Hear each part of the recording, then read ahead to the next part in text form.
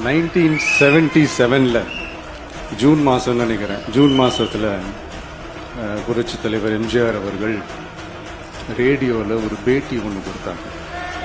அதில் பேசும்போது சொன்னாங்க, பேரறிஞர் அண்ணா அவர்கள் இருந்த இடத்தில் இப்படிப்பட்டவர்களும் அமர்கின்ற ஒரு நிலைமை ஏற்பட்டுச்சேன்னு எண்ணி எண்ணி கண்ணீர் வடித்தேன்.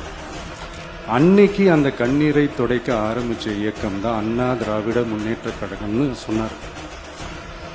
அதே மாதிரி 2017க்கு அப்புறம் 2021க்கு அப்புறம் தமிழ்நாட்டுடைய நிலைமையை பற்றி யோசிச்சு பார்த்த நம்ம தமிழக மக்கள் காமராஜர் அவர்கள் இருந்த இடத்தில், அண்ணா அவர்கள் இருந்த இடத்தில், எம்ஜிஆர் அவர்கள் இருந்த இடத்தில் இப்படிப்பட்டவர்களும் அமர்கின்ற ஒரு நிலைமை ஏற்பட்டுருச்சேன்னு தமிழக மக்கள் கண்ணீர் வடிச்சாங்க.